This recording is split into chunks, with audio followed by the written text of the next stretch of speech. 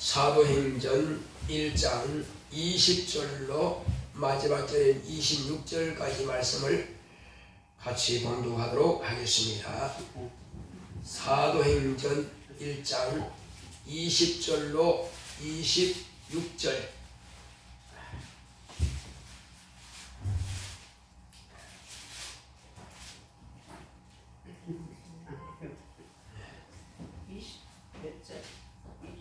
사도행전 1장 20절 20절부터 끝절까지 하겠습니다.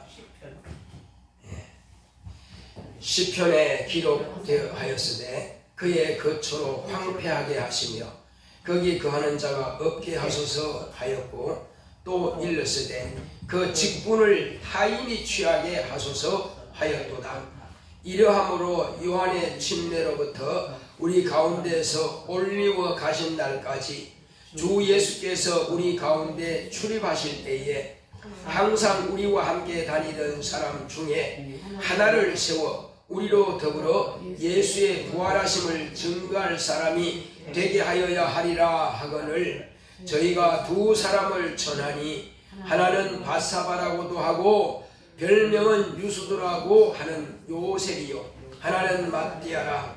저희가 기도하여 가로되 무사람의 마음을 아시는 주여, 이 두 사람 중에 누가 주의 택하신 바 되어 봉사와 및 사도의 직무를 대신할 자를 보이시옵소서. 유다는 이를 버리었고 제 곳으로 갔나이다 하고 제비 뽑아 matti아를 얻으니 저가 11사도의 수에 가입하니라.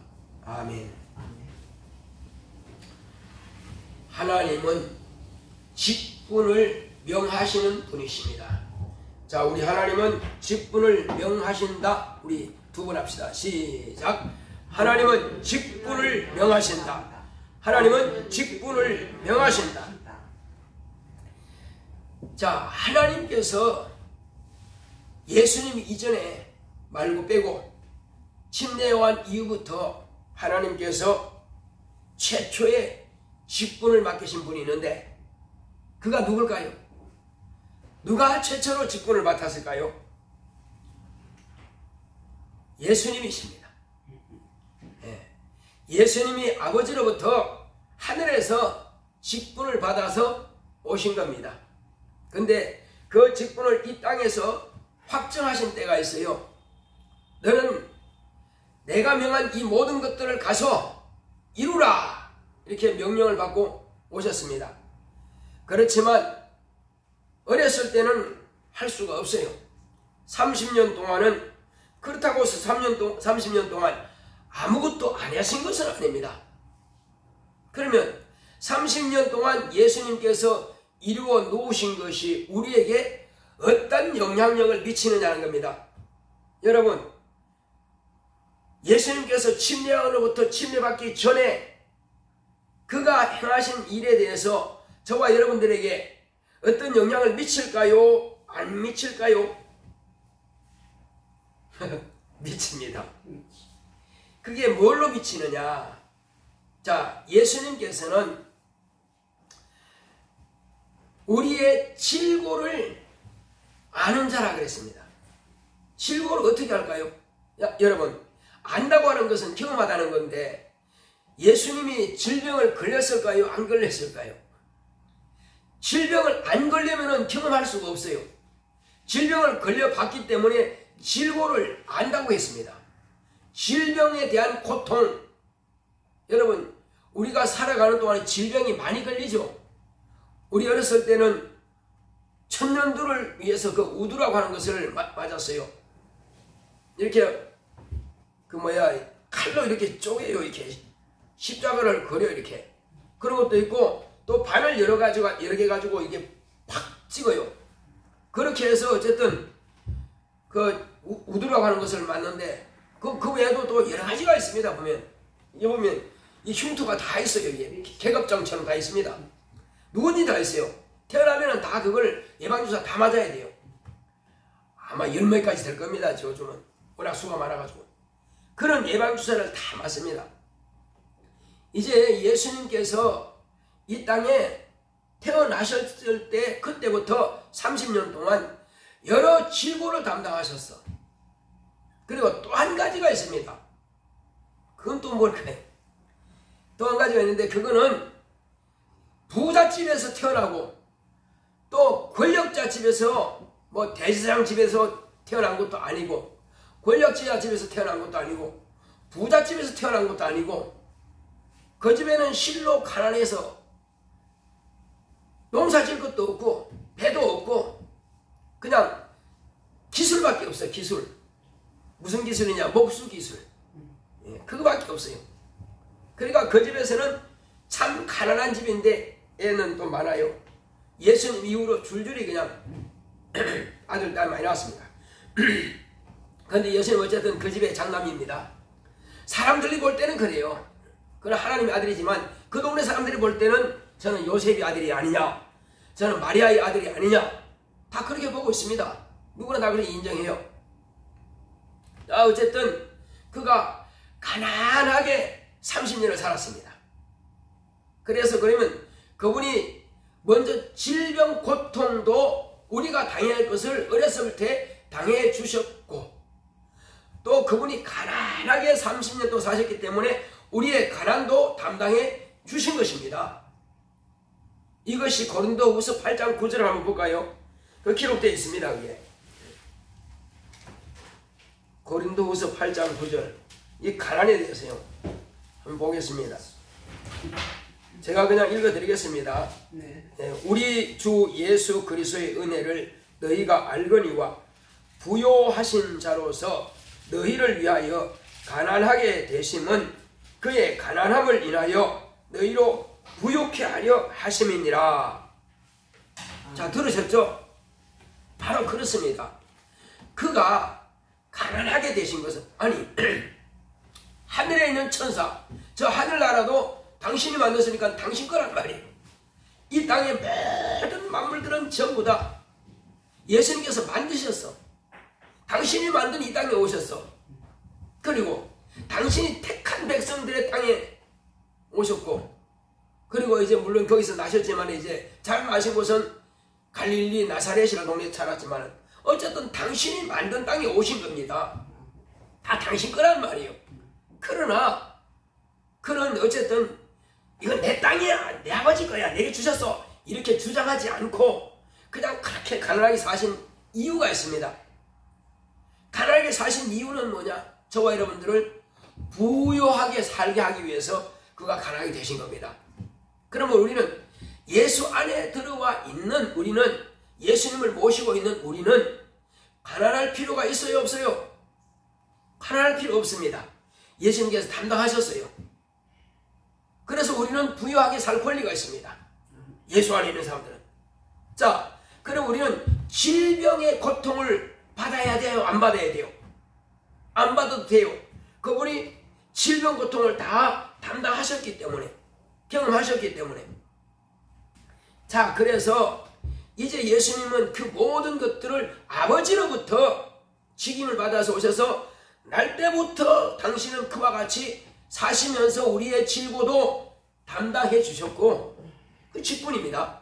그리고 또 가난도 30년 동안 가난하게 사심으로 우리 가난도 담당해 주셨고 자 그리고 비로소 이제 하나님의 맡기신 일을 실제적으로 이제 아들로서 이제 일을 하실 때 언제 하셨느냐?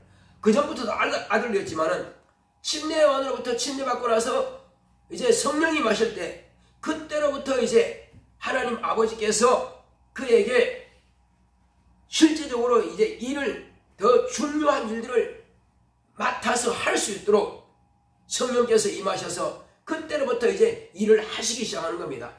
그러므로 하나님의 아들 예수 그리스도는 누구로부터 직분을 받았어요? 아버지로부터. 예, 맞습니다, 권사님. 맞아요. 맞습니다. 아버지로부터 그렇게 직분을 위로부터 받은 겁니다.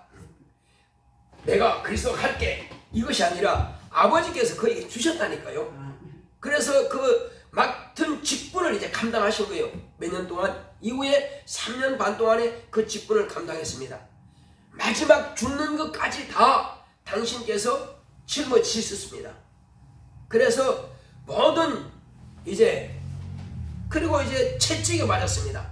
이것은 질고뿐만 아니라 사고로 다치든 뭐로 다치든 어쨌든 우리 몸의 모든 아픔들은 그분이 다 담당하신 일을 어떻게 했느냐? 엎드려 하고 이 쇠말떡에 묶어놓고 예수님의 이거 수갑 채워가지고 거기다가 완전히 묶어놔서 꼼짝도 못하게 옷은 다 벗겨놓고 그 채찍 가지고 39대를 칩니다. 그냥 살이 쭉쭉 찢기면서 피가 낭자하죠. 그냥 그것은 저와 여러분들이 아파야 할 모든 것들은 39대 채찍을 맞아서 그분이 다 아픔을 가져가신 겁니다. 그거에 또한 직분이에요. 맞는 것도. 사람들이 볼 때는 때리지만 안 했으면 좋겠는데 그거 안 때리고 안 아팠으면 우리가 아파야 돼. 그래서 우리의 아픔을 그에게 담당시키신 겁니다. 그러니까 우리가 예수하면 내가 죄인이고 내가 채찍에 맞아야 되고 내가 질병 걸려야 되고 내가 가난해야 되고 내가 고통받을 모든 것들은 그분이 다 가져가신 겁니다. 그러므로 우리는 그분 앞에서요 고개 들 수가 없어요. 주여 감사합니다.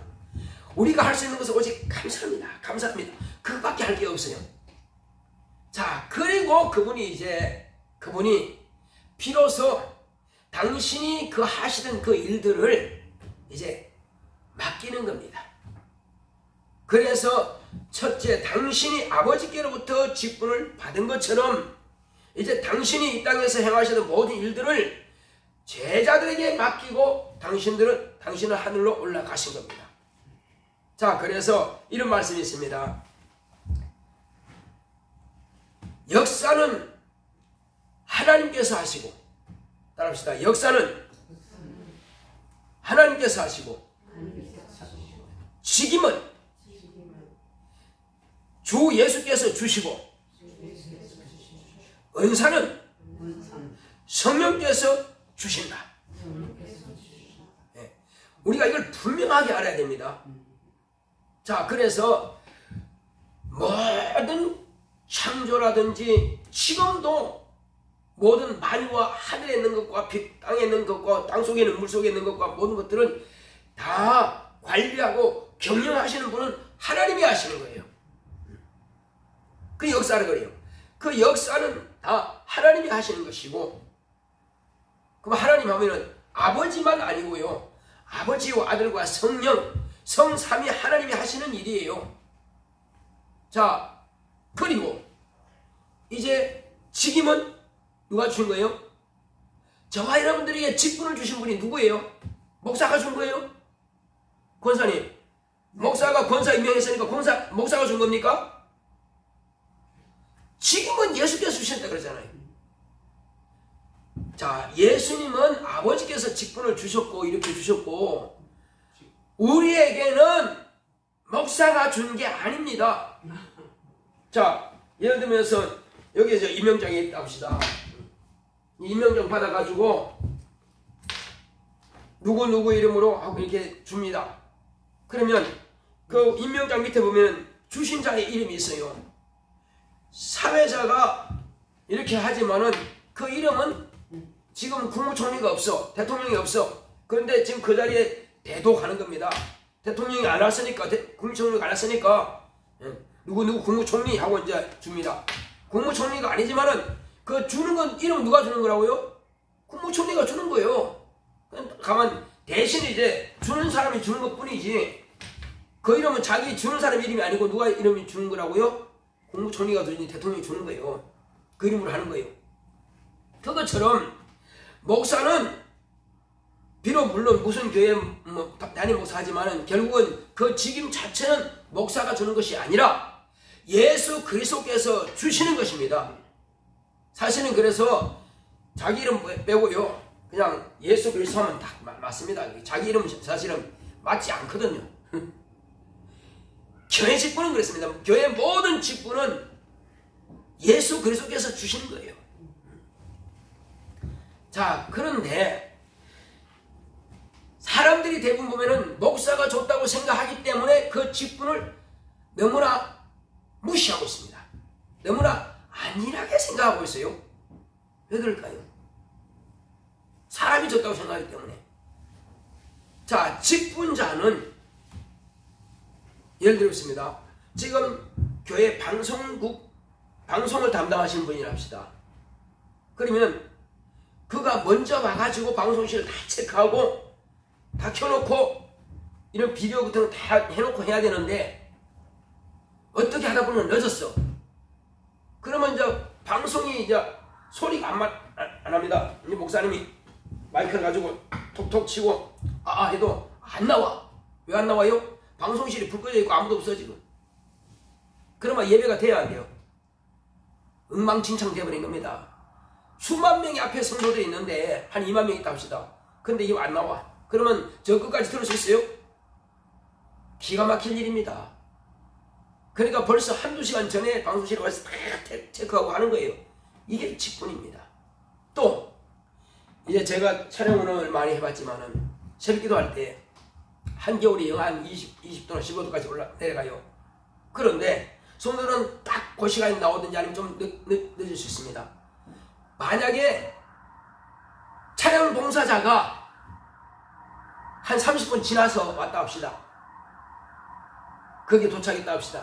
그러면 성도는 어떻게 해요? 30 동안 달달달달 떨면서 기다릴 겁니다. 그러면 그냥 들어갔어요.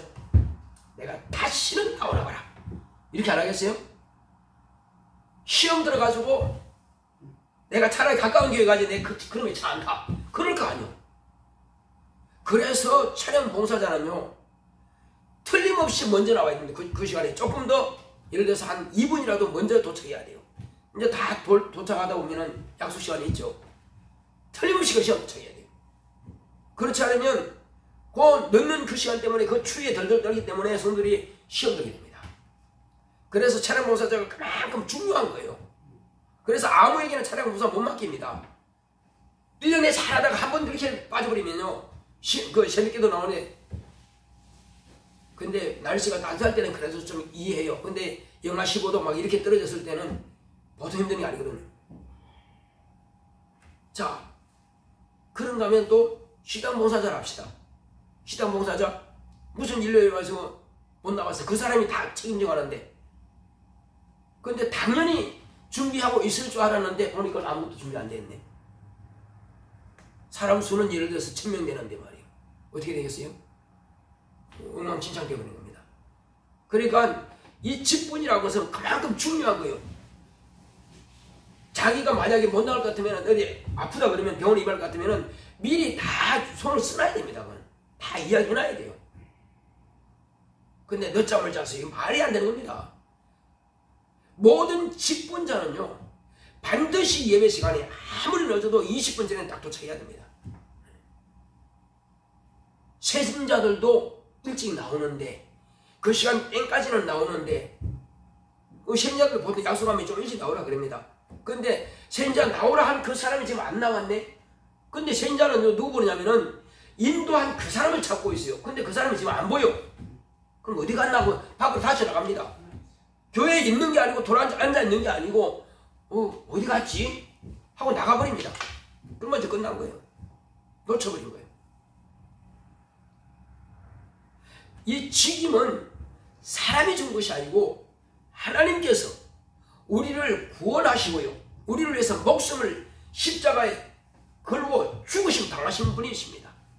그분이 저와 여러분들을 위해서 그렇게 죽임 당했고 채찍에 맞았고 가난하게 사셨고 질고 담당하셨고 그분이 우리에게 직임을 맡기신 분이에요. 그리고 그분은 상을 주시든지 아니면 심판을 하시든지 아니면 지옥 형벌로 명하시든지 그분이란 말이에요. 그럼 남이 아니고 바로 그분입니다. 우리는 그분 앞에서요 두렵고 떨림으로 구원을 이루라는 성경 말씀이 있습니다. 우리는 대충이라는 아예 없습니다.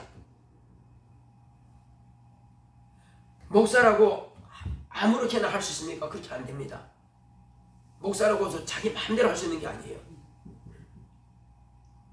그러므로 목사든 집사든 권사든 장로든 모든 사람은 다 직분은 두려움으로써 종으로서 일을 해야 되는 것입니다. 그분 앞에 우리는 모두가 종이에요. 여기서는 아무도 교회 앞에서는요 예수님을 섬기는 자요 성도를 섬기는 자이지 성도 위에 군림할 자는 아무도 없습니다.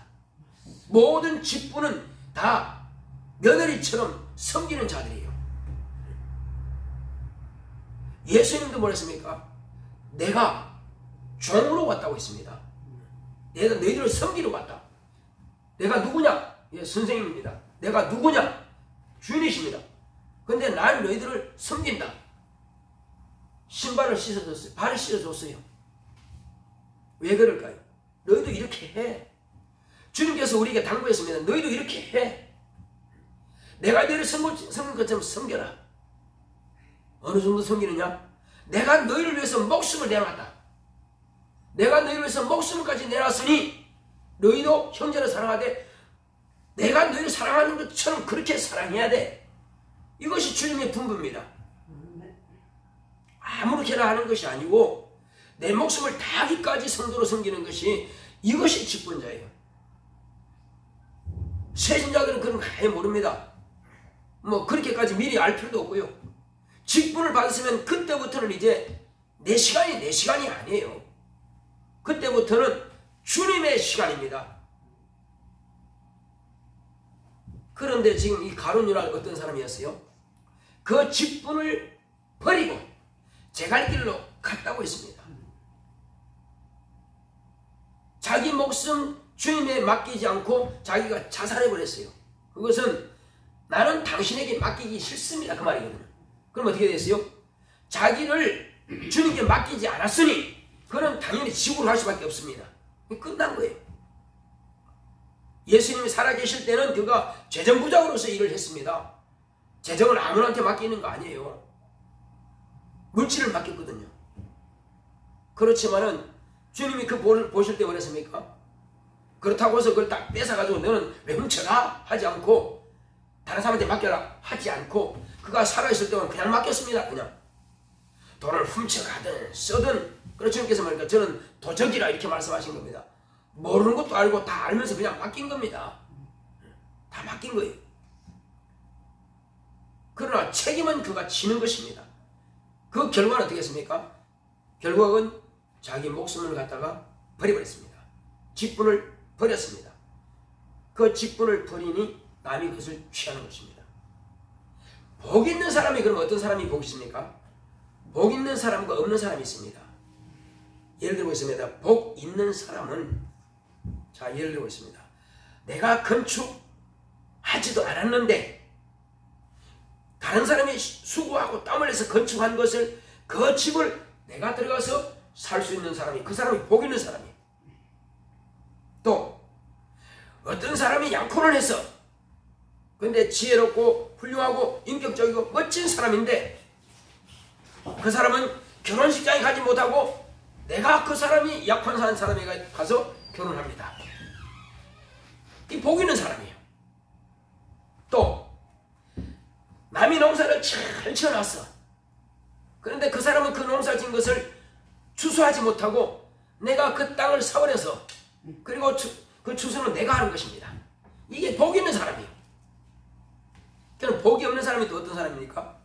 복이 없는 사람은 내가 땀 흘려서 부지런히 막 이렇게 해서 집을 땅도 사고 집도 사가지고 다 건축했는데 내가 빚을 갚지 못해가지고 은행에 가든지 아니면 그것이 넘어가 버렸어. 그래서 내가 또 복 있는 사람이 헐값으로 사버렸네. 복 없는 사람은 고생은 진짜 하고 남이 그 집에 산단 말이에요. 복 없는 사람은 이렇게 해서 겨우 약혼까지 했는데 그 좋은 사람을 놓쳐버린 겁니다. 남이 결혼식장에 가서 결혼한 겁니다. 얼마나 막 속이 뒤틀리겠어요. 이 복이 없는 사람이에요. 또 복 없는 사람은 자기가 그렇게 고생해서 이제 추수할 때 되는데 그 땅을 안 팔면 안 되게 돼 있어. 결국 농사는 그냥 충실한 알곡이 다 됐는데 결국은 추수하지 못하고 남이 그걸 헐값에 또 사가지고 가네. 이것이 복 없는 사람이에요. 성경이 지금 그 말씀하고 있습니다. 복 있는 사람은 그렇다는 것입니다. 그러면 어떤 사람이 복 있는 사람입니까? 하나님의 말씀에 순종하는 사람이 복 있는 사람입니다. 또 하나님께서 하늘에서 약속하신 것을 이 땅에서 나로 하여금 누리게 하시는 겁니다. 복 있는 사람이에요. 하늘에서 약속하신 것을 이 땅에서 내가 누리는 것이, 이게 진짜 복 있는 사람이에요. 맞습니다. 또 이 땅에 대해서 내가 부지런히 말씀에 따라서 충성했더니 하늘에서 또 상으로 또 갚아주시는 것입니다. 이 땅에서도 마음껏 누리고 하늘에서도 또 상으로 또 갚아주시는 겁니다. 하나님의 약속이니까. 그 말씀에 순종하는 사람이냐 아니냐, 말씀에 순종하는 사람은 그와 같이 복을 받는 것이고, 말씀을 무시하고 등 뒤로 버린 사람은 그것이 다 제로가 되어버린 것입니다. 스스로가 똑똑한 것 같고 내 머리 가지고 열심히 하겠다 했지만 건강이 따라줘야 그거 할 수 있는 겁니다. 아무리 뭐냐 박사학위 따도 건강 안 따라주면 끝. 판검사 됐다 할지라도 건강이 안 따라주면 끝. 하나님께서 건강도 허락하셔야 되는 겁니다. 하나님께서 지혜와 총명도 허락하셔야 됩니다. 아무리 애를 훌륭하게 잘 키웠다 할지라도요, 어떤 사람들은 막 서울대 들어갔다고 막 이야 했는데 교통사고로 죽어버렸네. 그럼 무슨 소용이 있어요? 자, 우리는 비록 내가 부족해서 내가 훌륭하게 못 키웠다 할지라도 하나님, 내가 부족합니다. 내가 이놈 자식들 낳긴 낳는데 어째 뭐 이렇게 내가 부족해가지고 내 밀어내가지고 제대로 키우지 못했습니다. 하나님께서 키워주세요. 정말 하나님 죄송해요 하고 기도한다면, 비록 내가 잘 가르치지 못했다 할지라도 그 자녀들을 하나님께서 지켜주실 것입니다. 우리 원사님, 내가 훌륭하고 내가 똑똑해서 자녀들이 그렇게 잘 됐습니까? 아니죠. 하나님께서 키워주셨죠. 선교사를 보냈고 말이요, 또 멋진 회사에 보냈고 말이요. 우리 하나님께서 우리 자녀를 키워준 게, 우리 박수 한번 드립시다. 하나님 감사의 박수 한번 드립시다. 그렇습니다. 내 능력과 내 지혜와 내 재물 가지고 키운 것이 아니라, 나는 정말로 힘들고 어렵고 부족하지만 하나님께서 이렇게 자녀를 높이신 것은 전부 다 하나님의 덕입니다. 한번 따라 합시다. 내가 나 된 것은 내가 잘나서 된 것이 아니고 하나님의 은혜다. 바로 그렇습니다. 내가 말씀 따라 순종했더니 나는 별로 가진 것도 없고 능력도 없고 배운 것도 없지만 하나님께서 내 자손들이 잘 되게 막 형통하게 채워주시더라는 겁니다. 예. 그래서 나는 누구한테 말 안 해도 내 속에 있는 그 기쁨을 싱글벙글 할 수밖에 없어. 너무 좋아. 내가 잘 된 것보다 자식들이 사는 게 얼마나 행복한지 몰라. 이것이 부모의 마음이잖아요. 예. 그래서 우리는 당장에 눈에 보이는 게 없다 할지라도 내가 그 말씀대로만 순종한다면은 앞날은 하나님께서 열어가십니다. 내 자식들은 다 하나님께서 길을 열어주셔요. 그래서 그렇게 내가 순종할 때에 또 감사할 때에 하나님께서 그 자녀들도 그렇게 믿음으로 양육해 주신다는 사실입니다. 권사님 보니까 그렇죠? 네. 얼마나 멋있냐고요. 혹시 내 남편은 내 말 안 들어준다도 내 자식만큼은 하나님께서 잘 키워줘 효도하게 하십니다. 그것이 우리가 어떻게 주님 앞에 겸손히 순종하느냐에 따라서 그렇게 이루어져 가는 거예요. 왜? 내 모습은 내 자식으로서 그 모습이 나타나게 되어 있습니다. 자, 이렇게 해서 우리가 말씀에 순종하는 사람은 하늘에서 약속한 것을 땅에서도 내게서 이루어지게 하시고, 내가 말씀 순종했더니 그리고 하늘에서는 또 더 겸하여서 상으로 채워주신다. 이것이 복 있는 사람이에요. 자, 그 다음에는 몇 사람 예를 제가 한번 들어보겠습니다. 자, 복을 경홀히 여긴 사람과 하나님의 말씀을 무시하는 사람, 직분을 무시하는 사람, 이런 사람들이 있습니다. 예서와 사울과 가룟 유다가 바로 그런 사람이에요. 같은 형제 한 태에서 난 자식이지만 야곱과 예수가 있는데, 예수는 하나님께서 그 조상으로부터, 할아버지와 아버지로부터 이어지는 그 복에 대해서 너무 가볍게 여긴 겁니다. 경홀히 여긴 겁니다. 장자라고 한 그 명분을 그냥 너무 쉽게 버린 겁니다. 팥죽 한 그릇에 팔 정도로 그렇게 쉽게 경홀히 여겼더니 결과는 어떻게 됐을까요? 그 결과는 남들이 안 봤으니까, 형제간에 그냥 거래였으니까 누가 알냐? 누가 봤어요? 하나님께서 보신 거예요. 너는 팥죽 한 그릇에 하나님께서 영원토록 너에게 주실 그 복을 네가 그대로 쳐버렸구나. 그러면 너에게 뺏어서 네 아우에게 줄 것이다. 물론 태중에서부터 약속은 되어 있지만은, 그러나 벌써 사람 됨됨이가 인품이 하나님의 복을 소유할 그릇이 아니라는 말이에요. 소유할 그릇이 아니기 때문에 뺏어서 남들에게 옮겨줘버린 것입니다. 자, 그런가 하면은 또 이 사울이라는 사람, 첫 번째 초대 왕입니다. 하나님께서 자기가 왕이신데 이스라엘 백성들이 자꾸 왕을 달라 하니까, 그러면 줘라 하고 하나님께서 당신의 고난을 그에게 위임시킨 겁니다. 내 양을 너에게 맡기겠다. 위임시켜줬어요. 그러면 하나님 감사합니다, 하나님이 왕이신데 내게 왕권을 주시니 감사합니다 하고 순종하고 했다면 아마 그 대대로 그 복을 아마 유산받았을 것입니다. 그런데 처음에는 그렇게 겸손하던 사람이 이제 백성들이 자기 말 따르고 사울왕 만세 하니까는, 또 전쟁에 가면 이기지 하니까, 이야 내가 최고인가 보다.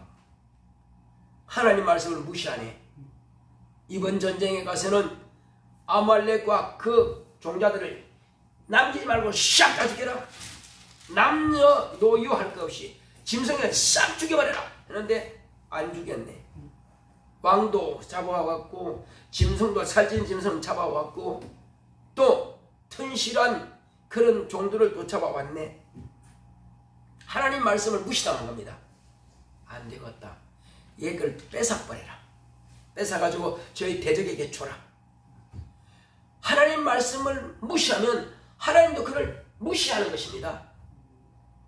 우리 정신 바짝 차리고 이 말씀을 우리가 정말 우리는 두려움으로 받아야 됩니다. 내가 말씀을 무시했더니 하나님도 나를 무시하고 내게 가지고 있는 것을 뺏어버려요. 뺏어가지고 내 대적에게 줘버립니다. 이 가룟 유다가 바로 그런 사람이에요. 가룟 유다, 그가 12제자 가운데 한 명 들어왔잖아요. 그러면 편하게 순종하고 말씀 따랐으면은 그 베드로보다 나을 수도 있어요. 똑똑하고, 그 마음이 어떤 마음입니까? 하나님이 이런 성공해야 된다. 우리 주님께서 이 복음 전한 일에 더 할 수 있도록 했으면 좋겠다. 그런 마음도 있어요. 그런데 뭔가 자기 머리 가지고 그걸 해결하려고 했단 말이에요. 비판을 받고 네가 하나님 아들이냐? 넌 죽여야 돼. 사람들이 그러니까 이 사람이 좀 자유롭게 복음 전할 수 있도록 내가 머리 써야 되겠다. 그 가룟 유다의 머리 쓴 것이 결국 예수님을 그렇게 죽이는 일이 한 거예요. 주님은 누군가로부터 팔려서 죽임당하지만 그 일을 가룟 유다 자기가 그걸 맡은 겁니다. 결과는 그렇습니다. 인간의 머리, 인간의 의를 행한 것이 하나님의 아들을 죽이는 일에 쓰임받는 그런 자가 된 것입니다. 그리고 더군다나 자기 의를 너무 강하다 보니까 죄책감으로, 인간은 다 죄인이죠. 자, 예수님 제대로 죄 없는 사람이 있어요? 베드로는요, 저주하면서 맹세하면서 몰라요 몰라요 3번씩이나 했습니다. 그렇게 모른다고 한 사람인데도 불구하고 밖에 뛰어나가서 주여 내가 죽이는 겁니다 하고 회개했더니 하나님께서 그를 다시 주님께서 그를 쓰시는 겁니다. 예루살렘 교회 초대교회 감독으로 쓰임받는 자가 되는 것이에요. 같은 제자인데 왜 그렇습니까? 자기 의를 내려놓으면 돼요. 회개 안 하면 자살로 끝마치는 것입니다. 자기 의는 그래요. 자기 의는 자살로 끝마치는 거예요. 그 직분은 남한테 뺏기는 거예요. 그렇게 되는 겁니다. 자, 그래서 이것이 바로 복 없는 사람의 모습이요. 그래, 복 있는 사람은 야곱같이, 물론 그렇게 안 해도 하나님께서 그를 통해서 이루시고 하자는 그 계획이 다 이루어질 것입니다. 큰 자가 작은 자를 섬기리라 했으니 먼저 나온 자가 예수고 그 다음에 나온 자가 동생인 야곱인데, 하나님께서 태중에서부터 이미 다 정해놨어요. 하나님께서 보실 때에 선견하신 겁니다. 하나님께서. 그런데도 불구하고 야곱은 억지로 그 복을 안 놓치려고 아주 그랬습니다. 우리에게 하나님께서 약속하신 복은요, 반드시 지키려고 하는 의지가 있는 자에게 하나님께서 맡기시는 겁니다. 하나님께서 말씀하신 그 말씀을 지키려고 하는 자에게 반드시 말씀을 맡기십니다. 복음을 전하고자 하는 사모하는 열정 있는 자에게 복음을 전할 능력과 지혜를 주십니다. 아무리 멀리 있는 사람들도 한번 와봐. 우리 교회 와. 너 당장 확실하게 하는 만날 수 있어. 아무리 멀리 있다고 와봐라. 그런데 아이고 그 사람 우리 교회 왔다가는 시험 들지 않을까? 아이고 우리 교회 왔다가는 말씀을 어려워 못하겠다 하고 그러면 어떡할까? 왜 자기가 계산해? 아 우리 교회 뭔데? 그럼 부산이 거기가? 제주도요? 그거 필요 없어요. 한 번이라도 와보고 은혜 받을 수 있다고 내가 믿고 기도하는 거예요. 기도해서 부산에 있든 제주도에 있든 한번 와봐라. 실망하지 않을 것이다. 그럼 나 계속 기도하는 거예요. 그러면서 기도하면 그 시간에 목사님의 입을 통해서 그에게 딱 맞는 설교를 할지 누가 아느냐는 말이요. 그가 구원받을지 누가 아느냐는 말이요. 근데 그건 내가 왜 계산하냐고. 주님께서 이 목사는 지금 이런 설교를 준비해놨다가 그 시간에 다른 내용 가지고 설교할 수 있습니다. 왜? 하나님께서 그 입을 주관하시니까. 저는 설교 어떤 내용 보고 하는 게 아니에요. 그때그때마다 1부 예배 틀리고 2부 예배 틀리고 3부 예배 틀립니다. 왜 틀릴까요? 왜 다를까요? 그것은 그때그때마다 그 듣는 사람들의 귀에 맞게끔 말씀을 가르치게 하시니까. 자, 그래서 우리가 전도할 때요, 이 사람이 어떻게 할까? 그거 계산은 없습니다. 일단 와봐라. 빌립이 나다나엘에게 뭐라 했습니까? 와보라 했습니다. 한번 따라합시다. 와보라. 와보라. 이번 주의가 무슨 주일이죠? 성찬주일입니다. 매월 첫 주는 성찬주일이에요. 성찬주일은 성령을 모시고 침례를 받고 내가 예수 안에 들어가고 예수께서 내 안에 들어온 예수의 피로 거듭난 증거가 있는 사람만이 그 성찬에 참여할 수 있습니다. 전에 어떤 목사님이 우리가 오셨을 때에 성령 안 받았어. 침례 안 받았어. 그럼 목사님이라도 안 됩니다. 성찬할 수 없습니다. 장로님 안 됩니다. 왜? 범죄니까. 하나님께 그 법대로 하지 않은 것은 죄가 되는 것이에요. 그래서 성찬은 아무나 하는 것이 아니라 분명히 성령께서 내 안에 와 계셔야 되는 것이고, 그 다음에 내가 예수 안에 들어가서 천국의 시민권을 가진 사람이야 된단 말이에요. 물과 성령을 거듭나지 않은 사람은 이건 자기의 죄를 먹고 마신다라고 고린도전서 11장 23절에 기록되어 있습니다. 그래서 사람으로 하여금 범죄케 하는 일에 내가 오히려 허락해서는 안 된단 말이에요. 목사는 차단시켜요. 당신은 하면 안 됩니다. 그렇게 해서 범죄하지 못하도록. 아무렇게나 그냥 성찬하면 안 되는 겁니다. 이건 반드시 안 되는 거예요. 그것은 예수의 피가 자기 안에 있는 사람만이 할 수 있는 거예요. 예수의 피가 없는 사람은 안 돼요. 그래서 성령 왜 못 받았느냐? 아직 예수의 피로서 자기 안에가 깨끗하게 정화되지 않았기 때문에 성령 받지 못하는 것입니다. 그냥 내가 50년 신앙생활 했는데 그거 가지고 안 됩니다. 오늘 처음 예배 드렸지 할지라도요, 그걸 확실하게 알고 경험하면 바로 성령을 모시게 돼 있어요. 그래서 우리는 진리가 뭐냐? 진리는 예수님의 피, 예수님의 살, 예수의 생명이 내 안에 들어오는 그 자체가 진리입니다. 그런데 그 자체를 지식으로만 가지고 안 돼요. 경험으로 이루어져야 됩니다. 경험으로 하지 않는 것은 머리 지식만 가지고는 구원받지 못합니다. 성경을 달달 외운다고 그 사람 구원받습니까? 천만의 말씀 안 됩니다. 반드시 하나님께서 내가 죄인이라고 하는 것을 내가 확실하게 알고 인정하고 죄를 토설해서 예수님을 그 생명을 내가 영접해 드렸을 때 비로소 그때 죄사함을 받는 것이에요. 그래서 이런 과정들은 성경 공부를 통해서 정확하게 알 수가 있을 것입니다. 그때 회개가 이게 회개구나 하는 것입니다. 내가 뭐 고구마 남의 거 몇 개 캐먹은 거, 몰락이 따먹었는 거, 오이 혹시 따먹는 거, 그거는요 자범죄라고 하는 건, 그것은 내가 원죄가 사함받으면 다 끝나는 거예요.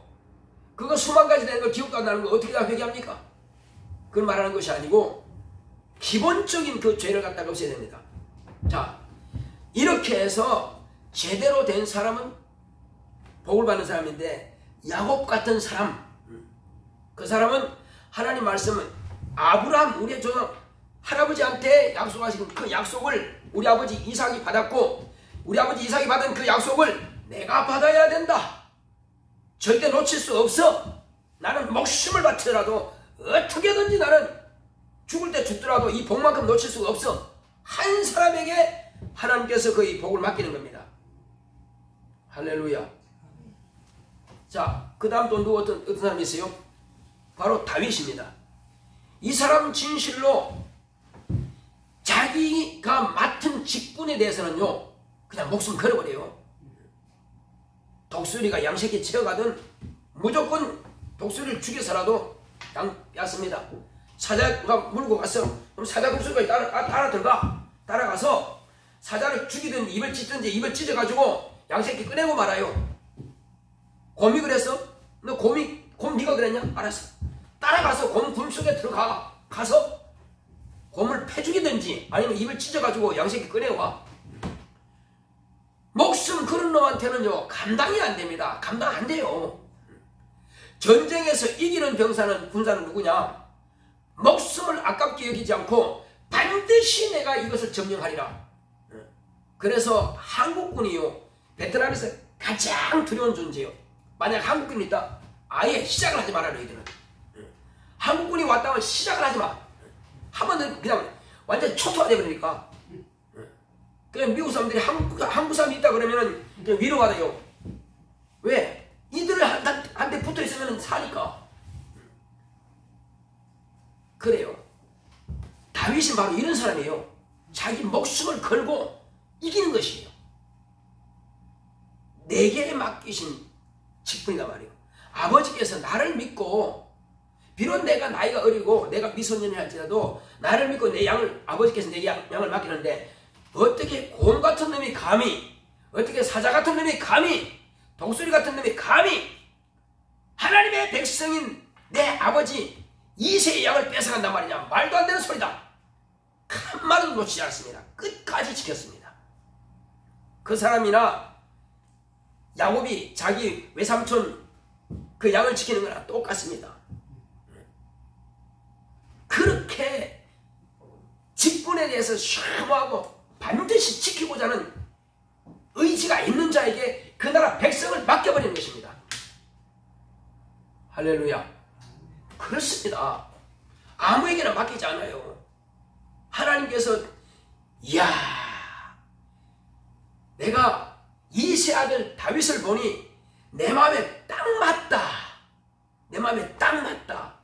누가 내 백성을 저렇게 사랑하겠느냐? 누가 내 백성을 목숨을 바치면서까지 내 백성을 사랑하겠느냐? 보니까는 이세 아들 다윗을 보니까 그렇다.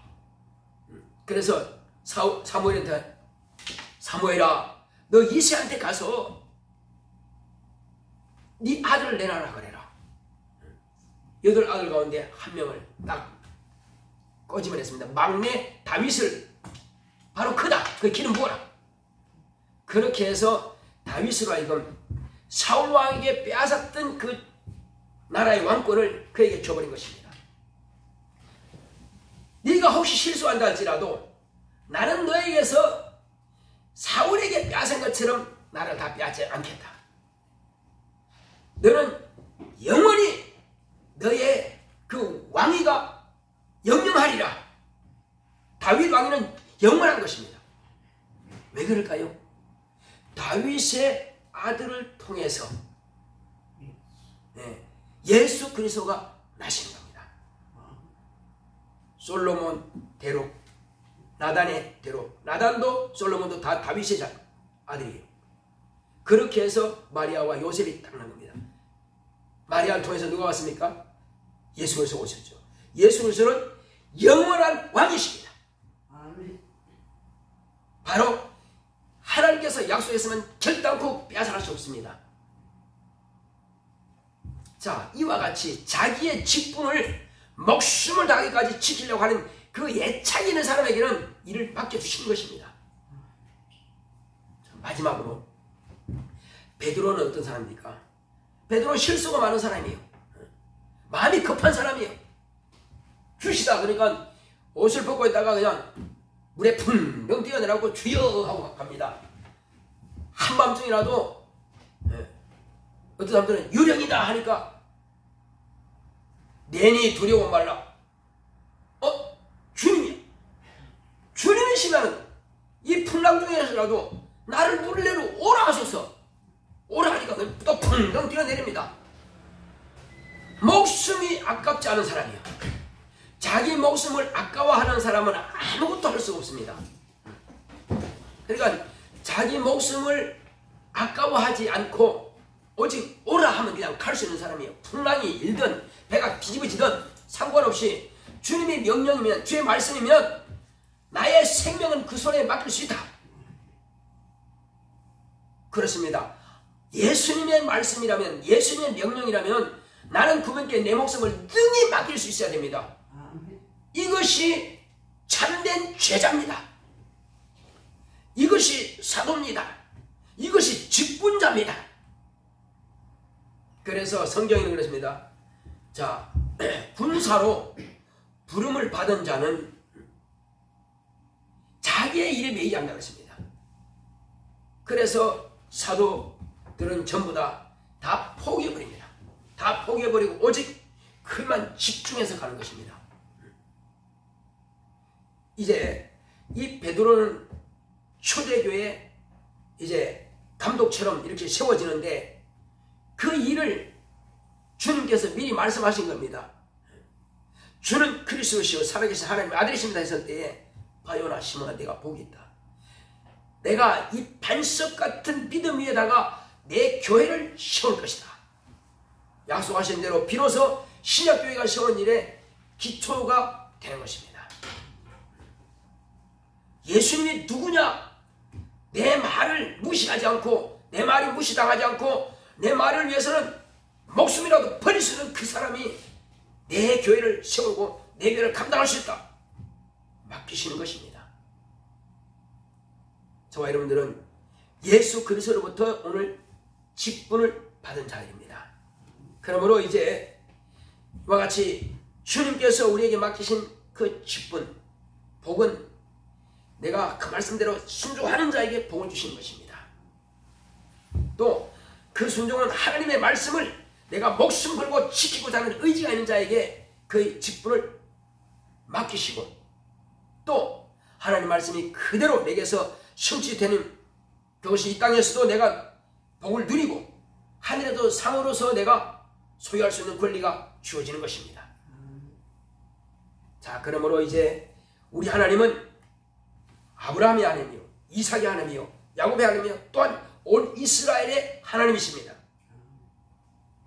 침례 요한의 하나님이요 그리고 베드로의 하나님이요 그리고 한국의 유명한 목사님들의 하나님이십니다.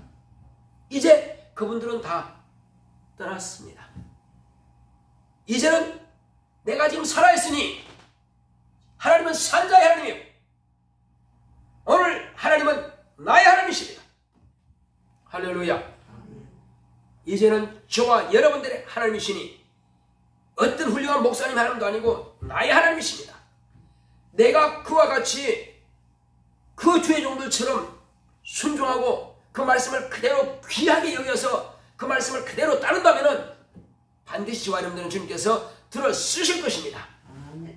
자, 우리 이 시간 기도할 때 주여 나는 지금 부족합니다. 가진 것도 부족하고 가진 지식도 부족합니다. 다 부족할지라도 나는 주의 말씀만을 내가 사모합니다. 다윗처럼 야곱처럼 베드로처럼 주의 말씀 앞에서는 그냥 목숨을 바치겠습니다. 나를 쓰시옵소서. 다 같이 가겠습니다. 고맙고 감사하신 아버지 하나님 감사드립니다.